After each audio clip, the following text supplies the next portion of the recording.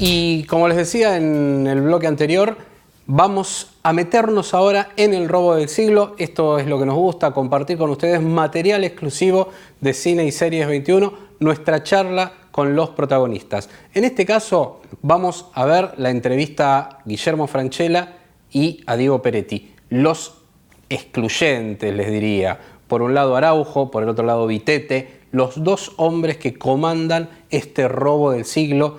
Y sobre todo lo que van a observar desde el punto de vista de Guillermo Francella, que se expresa un poco más en la nota, esto, ¿no? Cómo trabajar los personajes, cómo es la relación con Ariel Winograd, con el director, este tipo de detalles que de alguna manera ayudan a complementar el disfrute de la obra, ¿no? Entender por dónde va el asunto y qué puntos quisieron destacar, también como de alguna manera darnos alguna señal de cómo fue el trabajo o qué particularidades tuvo esta película frente a otras que realizaron, porque los dos, sobre todo Francella, son actores de vastísima experiencia y les diría que son los tres más convocantes, bueno, ahora cuatro en realidad, del cine argentino, ¿no? Me refiero a ellos dos, más Ricardo Darín, el más convocante de todos, y Oscar Martínez también. O sea, son los cuatro tipos que realmente, actores en este caso, más público llevan a las salas. Escuchamos lo que dijeron.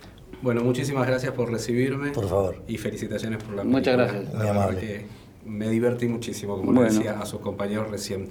Bueno, ustedes son los protagonistas, si bien es una película bastante coral, pero una de las características, me parece, que le mencionaba incluso a sus compañeros, es cómo son perfiles tan disímiles y tan definitivos de los personajes. Bueno, ¿cómo fue para ustedes componerlos? ¿Cuánto pudieron improvisar o ya estaban escritos esos personajes y desarrollados en un guión? ¿Cuánta posibilidad pudieron ustedes de agregarle de ustedes algo al trabajo? Sí, yo digamos, el personaje estaba bien escrito, sí, a mi criterio desde un principio.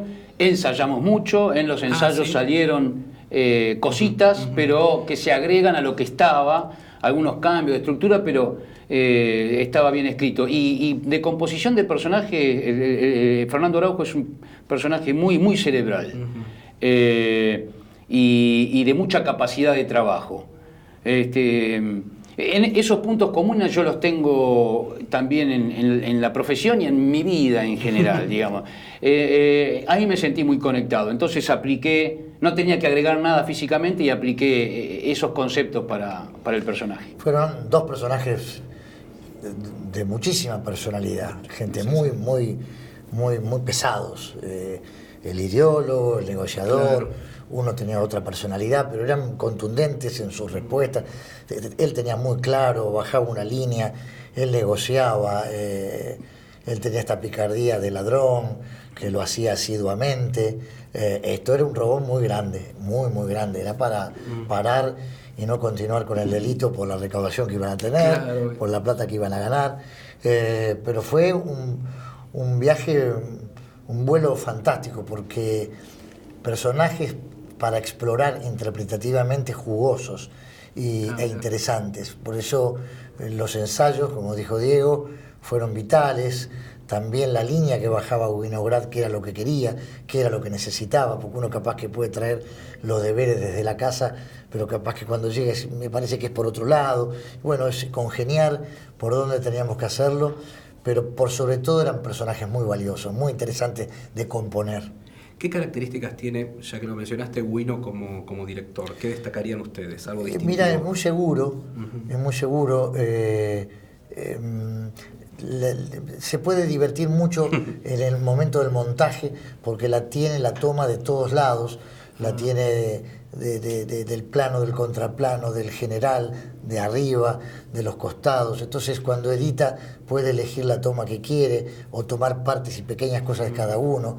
Tiene mucha rapidez. Fue interesante conocerlo. Diego había filmado varias películas, yo no. Muchas veces le preguntaba a Diego cómo era Ariel, porque necesitaba, como persona me encantaba y ahora lo amo como director también, pero de entrada lo tuve que seguir un poco, porque él ya estaba tan seguro, la tenía tan clara en la cabeza, que entonces había que rodar y yo capaz que necesitaba un tiempo, pero hasta que me adapté, que habrá sido el primero o segundo día de rodaje, y después fluyó porque sabía que quería él. Es muy seguro y a mí me dio tranquilidad. Sí, sí, Lo mismo. sí, lo mismo, sí, combina así una prepotencia de trabajo muy, muy grande y combinado con cierta liviandad vacacional para dirigirnos. Entonces una combinación, trabajás mucho y relajado y así maneja el set. Eso tiene un gran potencial para filmar. Que los dos tienen una amplia experiencia y trayectoria, tanto como actores y particularmente en cine. Como actores digo a nivel general. ¿Qué características encontraron diferentes a otros trabajos, si es que la encontraron, en El robo del siglo? El que esté basado en un hecho real fue interesante para trabajar. Ni que hablar de tener la oportunidad de hablar con los verdaderos protagonistas de este delito. Como desde lo interpretativo, ya transitar personajes con esa personalidad ya te ayudan, ¿no? A mí esta inmediatez en sus respuestas, esa agilidad para sortear una dificultad de Mario Vittete era muy interesante, pero me quedaba bien de Sisa, me gustaba esta cosa resolutiva, de inmediatez, de picardía, de repentismo en sus respuestas, de tener esa cintura, esa muñeca para cualquier cosa, y rigor, que también lo tengo, ¿no? En un momento lo inducen a que él negocie y él, como la habrás visto, dice, yo puedo robar, puedo hacer tal cosa, pero ya de ahí dice, tenés que actuar, le dicen. ¿Cómo tenés que actuar? Y va a una clase de teatro, ¿no? Quiere ser actor para poder profundizar y que de verdad le crean lo que está haciendo. Así que para mí fue muy interesante, creo que para Diego. Sí, lo mismo. Fue saber que son reales y tenerlos en pleno asesoramiento es como combustible, ¿viste?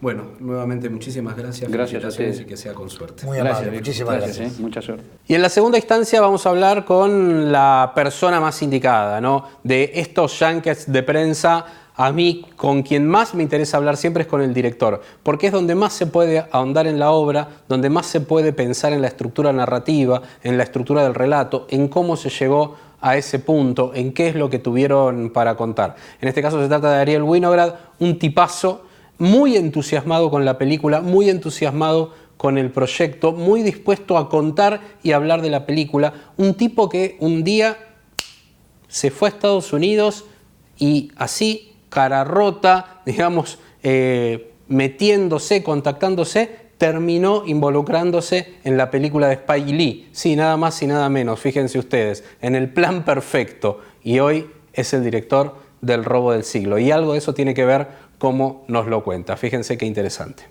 Bueno, felicitaciones y gracias por recibirme. Muchísimas gracias. Bueno, te puedo decir. Sí, por supuesto. Así te presentaste hoy. No, sí, salvo mi mamá que me dice Ariel, todo el mundo me dice Wino. Bueno, a mí, y esto me pongo en juego algo personal, me gusta el género y realmente el género en general, valga la redundancia, en el cine, y eso es uno de los, creo, de los aciertos del robo del siglo. ¿Hay alguna película, algo en tu cinefilia, vos sos un tipo cinéfilo, en la cual pensaste cuando empezaste a pensar, valga la redundancia, el robo del siglo? Bueno, hay dos películas que fueron marcas así, guías en un punto. La primera fue Inside Man de Spike Lee, que yo tuve la suerte de hacer una pasantía y trabajar en el 2005. No sabía eso, hice una pasantía en el Video Assist, o sea que... Claro. 8 semanas en Nueva York, y fue un rodaje de quiebre, de aprendizaje muy fuerte.